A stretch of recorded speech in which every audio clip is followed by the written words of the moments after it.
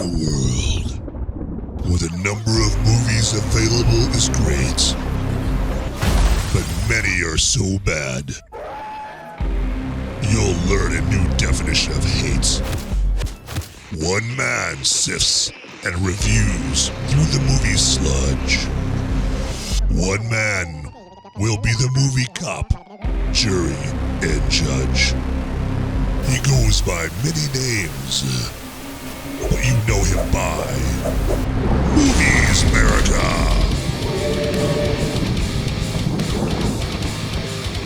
Hey, all you beautiful movie-loving people out there, live from a red carpet somewhere, surrounded by celebrities. This is the Movies Merica podcast with Van Ebert, where movie reviews meet cold brews. Van will review your favorite and maybe not so favorite movies while enjoying some ice-cold beers and saying cheers. Now let's head into the theater and join our illustrious movie reviewer du jour, who's no doubt got the beer ready to pour, Van Ebert. Welcome to Movies Merica podcast. Okay. All right, I'm starting to scare myself doing that. Hey, everybody. Welcome to Movies Merica podcast. Come on inside. Take a seat. Chill. Grab your favorite beanbag chair or your bar stool or whatever and come on in and get ready for some thrills and chills because tonight's review, kiddies, is over the movie Scream. There's certain rules to surviving. Believe me, I know. They always come back. The killer is a part of something in the past. This one just feels different.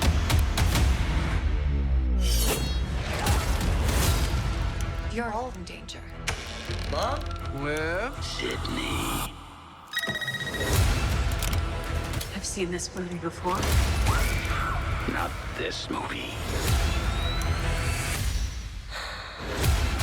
You said we were gonna finish this. Go finish it, Sidney.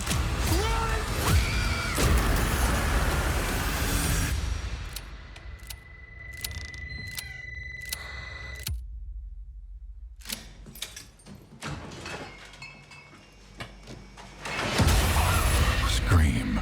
I'll be right back. He's dead. That'll get you clutching your whoopee, huh, ladies and gentlemen? Yeah. Yeah, that is Scream, the latest Scream iteration here, the first one without Wes Craven. So our dearly departed, late and great master of horror, or one of the masters of horror. I'd put John Carpenter up there too, but yeah, Wes Craven no longer with us. But yeah, we're going to get into that movie hot and heavy here. And before we do that, though, hey, let's do a little house cleaning, just to let you know, as I'm sure you all know by now. But hey, it never hurts to hear it again and again and again, right? Yeah.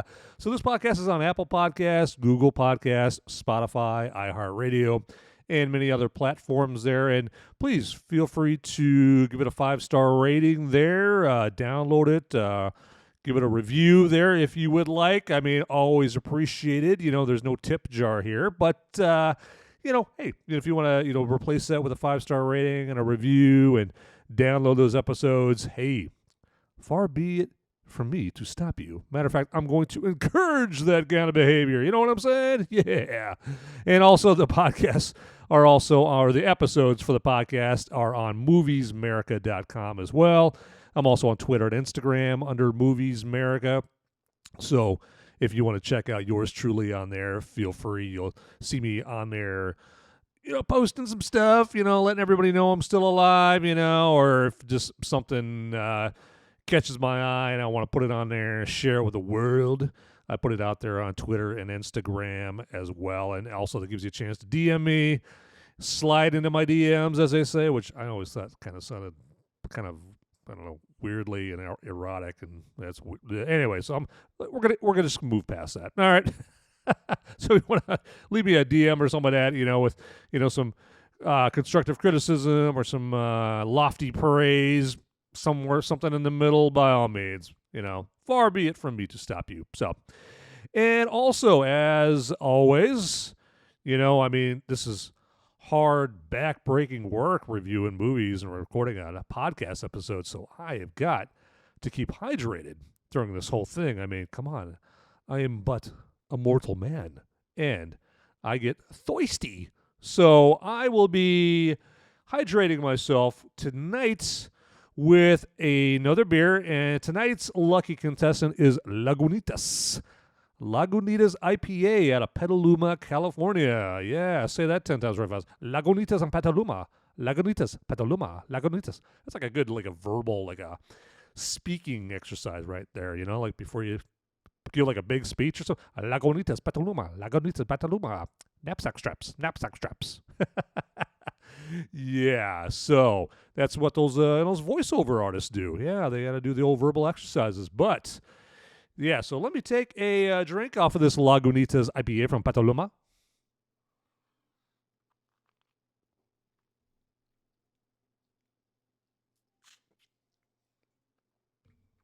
You got to drink it like it's the last beer in the world, right? Okay, well, on that refreshing note, so Scream. Okay, Scream. This is the 2022 Scream movie here, or technically it's Scream 5. The first Scream movie, of course, came out way back in yesteryear, ladies and gentlemen, in 1996. Yes, that was the era of Neve Campbell coming off of, what was that, Party of Five? That was that show she was on? So Neve Campbell was hot, back then. She her star had been struck, and she was the it girl. And then we had Courtney Cox, off of this obscure show called Buddies, Pals. I can't remember what the name of that show was. And also had Skeet Ulrich there. Whatever happened to that guy? Skeet Ulrich. Scream was like the pinnacle of his career, and then nothing left. I had Matthew Lillard, Jamie Kennedy in there, Henry Winkler, the Fonz was in this movie, looking very un-Fonzie-like. And so this movie was a movie that just but really turned the horror genre on its head. And I always thought it was intriguing that that this kind of movie that put a totally new twist on horror movies was created by Wes Craven, or directed by Wes Craven here, because Wes Craven was one of those masters of horror, one of those purveyors of a lot of horror movies. I mean, obviously Nightmare on Elm Street, The People Under the Stairs.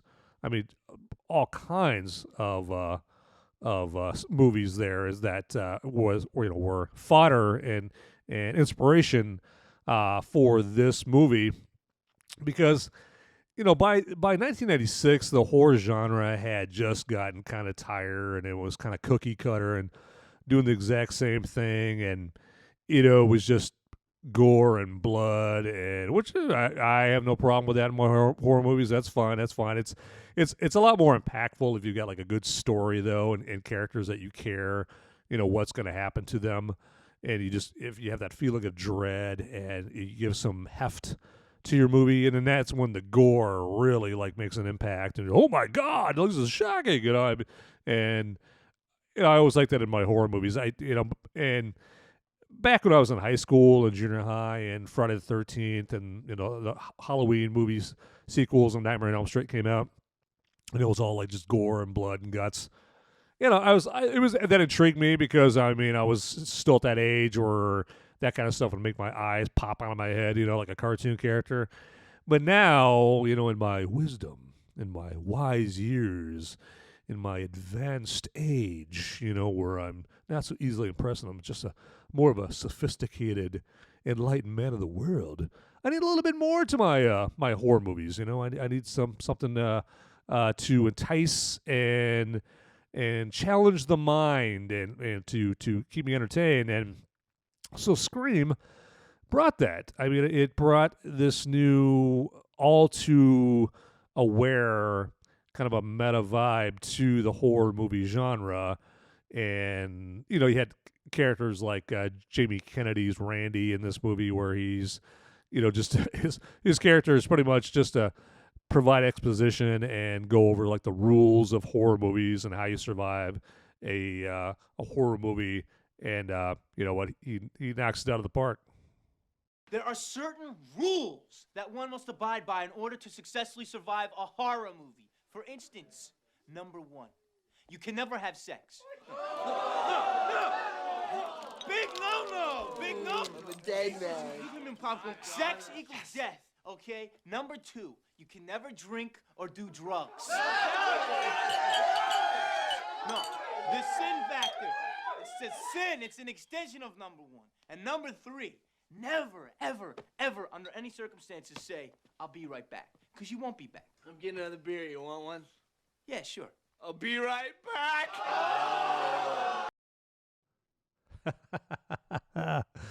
Yeah, so that original movie, Scream 1996, that was written by Kevin Williamson here, who actually he didn't write this latest one I'm going to talk to you about tonight, the 2022 one. He's got like a co-producer on it, but he didn't write it. But yeah, and he also did like The Faculty back in the 90s. He was like the king of 90s horror movies. There, he did like I Know What You Did Last Summer and all those. But yeah, on to the 2022 Scream version. So this is what one character in the movie calls a requel, okay? Not a prequel, not a sequel. This is a requel. So this is where you have it's a movie where it is a sequel, yet it's not trying to reboot the franchise completely. It's got the legacy characters from the original here. So this one has, Neve Campbell and Courtney Cox and David Arquette. No Matthew Lillard as Stu. And, you might see a few other characters from other previous Scream movies in here, but so it's like a requel here, and it's kind of like I kind of think of this movie as kind of a handoff. Now, there might be Neve Campbell and Courtney Cox in some future Scream movies, or maybe not. I don't know. We don't know what happens to them in this movie, or do we? I don't know. You'll have to watch the movie to find out. But it takes place in Woodsboro, I believe is a city in California here, with the inciting incident in this movie is that Ghostface, the killer in the Scream movies, is basically stalked, or not stalked, but called up a poor, unsuspecting young innocent girl, kind of like Drew Barrymore's character in the first one. But it starts off with that premise where a girl is just home alone. Don't ask me why, but well, that really is not the problem. But you'll notice one thing that drove me crazy about the beginning scene is how they left the doors unlocked there. I mean, I'm a dude, right? I'm like 6'3", over 200 pounds. I don't even leave my doors unlocked, not really because I'm like deathly afraid of anything happening, but just, how to have it. It's like basically what people do, right? You lock your doors. Well, in the beginning scene of this movie, they imply that, the doors are wide open, unlocked. I thought that was kind of weird, but yeah, the opening scene is, Ghostface, doing the whole phone call to, a girl and, terrorizing her and you watch the movie, you'll find out what happens. The beginning of that scene, just scaring the holy crap out of her, and the scene gets pretty intense, like the opening scene in the original Scream, and so that sets the wheels in motion of this movie, where this girl, her sister, is off away from Woodsboro, and she is compelled and forced to come back because her sister was attacked in this opening scene, and her boyfriend comes with her. Her boyfriend's played by Jack Quaid, the son of, or one of the sons of Dennis Quaid, as I'm sure you know. Dennis Quaid's an actor that a lot of people know here.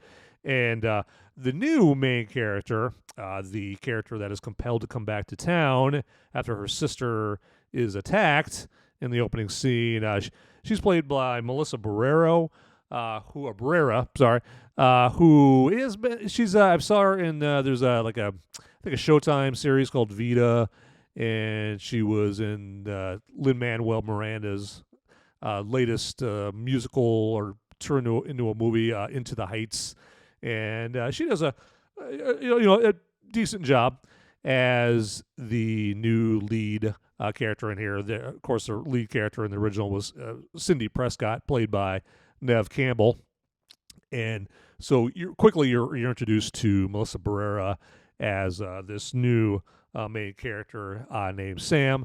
So that's where it starts off. Goes back to Woodsboro, this city where there's all these years of Ghostface killing people, and all the previous movies, and all that, everything that happened in the previous movies all happened in this rather unlucky, blood spattered town. Yeah, and she's like, hey, of course I want to go back there. Hey, nothing bad ever happened in that town, right? Yeah, of course not. And nothing else bad is ever going to happen in that town. Yeah, I think we're good, right?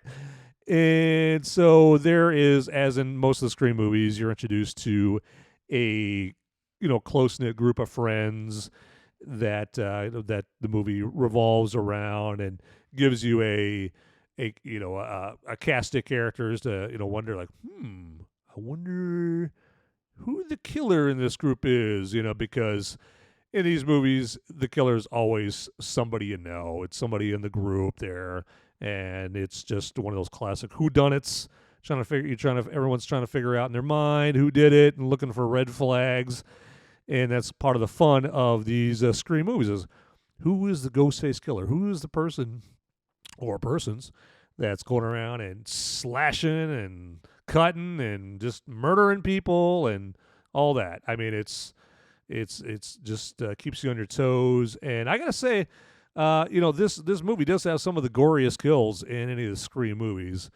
That I will give it credit for that, and I'm sure the special makeup artists had a lot of fun with this movie. This is kind of like a kid in a candy store for them, and they do it. I mean, I don't like the movies where, if you're gonna have a bloody, gory slasher movie, like, go all out, right? Don't half-ass it. Just bring it. And this movie does do it, and it just takes me back to watching. Well, I was gonna say mindless, bloody, gory horror movies, but this movie does have some intelligence to it. It's got some intellect to it.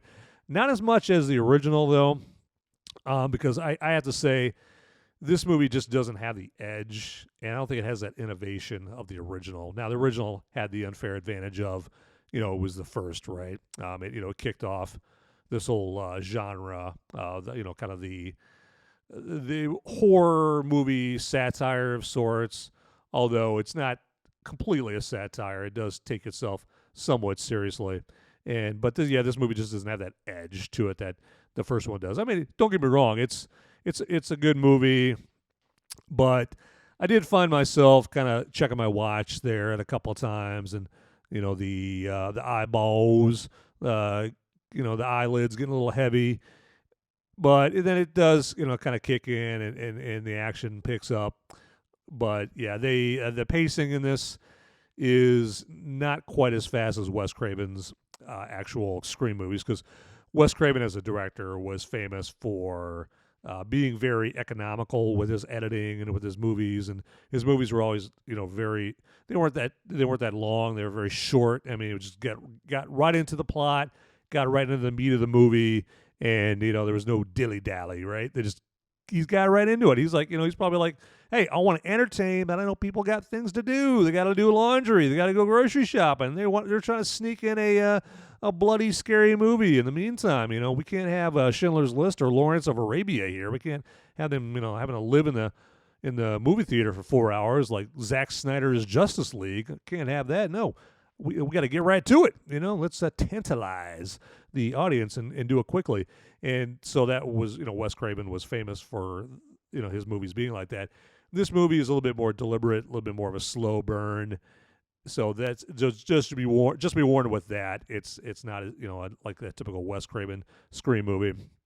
And so that's one of the knocks I have on it there. And the one thing you'll notice about this movie is it's not meta. It's like kind of pseudo meta in the way it carries itself. There's parts of it where it kind of makes fun of itself, for not letting the franchise die. It's kind of self-aware in and of itself on that fact. Like, okay, well, the people that made this movie, they are just not letting this franchise die with Scream 4 that came back back in 2011. So we're talking about 10 years since the last Scream movie, and it just kind of has some meta fun with itself at that point. It's not quite to the length of Matrix Resurrections. That was like meta to the max, but this one just has fun with it, and it really goes over the makeup and the foundations of horror movies, and talks about, okay, well, here we are in the sequel. So usually in a sequel, you've got a secondary character. Turns out that they're the killer because of this and that. It is kind of one of the characters who seems pretty knowledgeable, and the reason that she's pretty knowledgeable about horror movies and the rules is because she is the niece of Randy, that you heard in that last clip there, explaining the rules of surviving horror movies back in the '96 movie. She plays his niece in this, and then her brother is a character, and they're like the niece and nephew of Randy from the original one, and so she's kind of inherited his knowledge as the all-knowing expert on how to survive a horror movie. So she kind of picks up the mantle, or carries the torch of that. And so her character is one of the odder ones in the movie. The group of characters in this that you haven't been introduced to yet in any other Scream movies, they are kind of bland and blah. None really stood out. And that's another problem I have with this movie is they just didn't really let you get to know the characters and flesh out the characters so that you at least, are concerned at least a little bit about what happens to them. And it's just, they could have done a better job at that. But yeah, this movie, it's got, Neve Campbell in it again, and she doesn't really get involved until the third act here. She kind of comes in and does her thing and teams up with Courtney Cox's Gale Weathers in the movie, and so they definitely want you to know that these legacy characters are still involved, and they're just passing on their knowledge and experience to the new characters here. Of course, like I said, Melissa Barrera is apparently going to be the new main character in this, which is good. I mean, her character is halfway interesting, and so yeah, the movie just kind of has some things that will make you scratch your head, like in the beginning of the beginning scene here, where Ghostface is calling this poor unsuspecting girl all alone in her house at night, and I have to admit my jaw hit the floor when I saw that she still had a landline. I was like, is that a cordless phone? Is that a landline? Wow, okay, that's something you don't see every day nowadays. But she also has a cell phone, but there's a landline in her kitchen. So I thought that kind of made me kind of do a double take, like, all right, okay. I mean, apparently it's still 1996 in this movie, but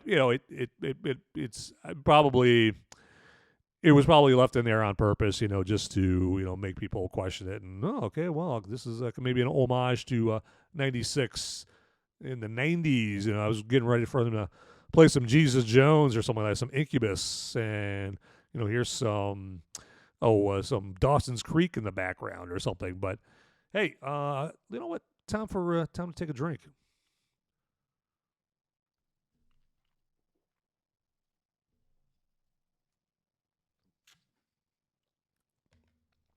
So yeah, check out this movie. I would, there's been 5 Scream movies so far.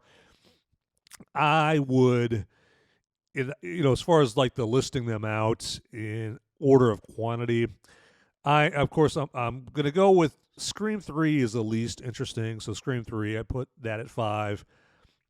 I'd put this at 4.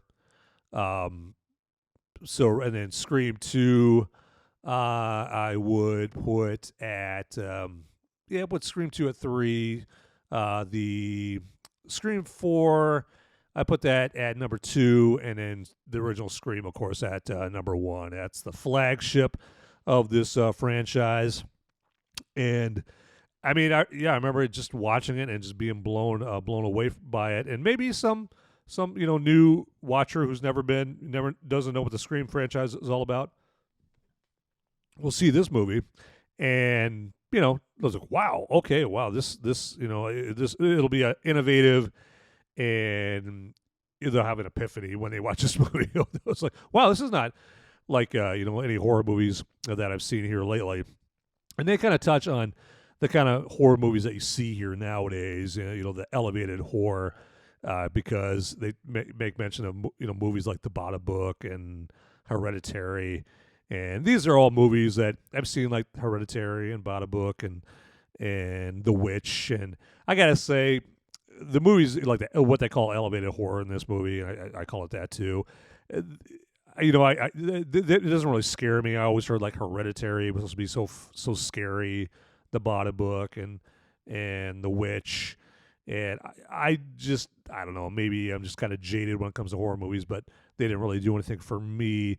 Now, one exception with current horror movies that did make an impact on me, and that I did find to be kind of chilling in parts, are the Conjuring movies. I do like the Conjuring movies. I haven't seen the third one, The Conjuring, The Devil Made Me Do It. I haven't seen the third one yet, but the first two Conjurings are pretty good. So, but that's the take on Scream, and it's gonna be a movie that I would definitely go check out, and watch it at night. If you do still get scared at scary movies, there just to get the maximum impact. But it's a good time. It's a good time, especially if you're not kind of jaded when it comes to horror movies like I unfortunately am. I wish I wasn't. And it's just watch it with some friends. I mean, I watched it at the movie theater, and I did get a kick out of watching people's reactions to it. I mean, it's always fun. That's why I love going to the theater. And watching movies with friends. It's just like you get some extra juice when you're watching a movie, gauged off of people's reactions. So, but yeah, hey, thanks for listening to Movies Merica here. I'm about to wrap this bad boy out, but again, please, go out to Instagram or Twitter and give me a DM there, message me on there. Please rate and review and subscribe to this podcast on your preferred platform. And definitely give it a 5-star rating if you would. That would be great. Otherwise I don't want to have to sick the Ghostface killer on you. All right. Hey. Okay. You guys take her easy and keep those doors locked, all right? Hey guys, don't leave the video quite yet. Okay, I've got the popo. They're coming after me, and I don't have much time to tell you, but you need to like and subscribe this video right here, down below. It's right down there. It's just waiting. It's waiting for you down there, okay? And make sure you watch these videos over here too. You'll be doing me a big favor.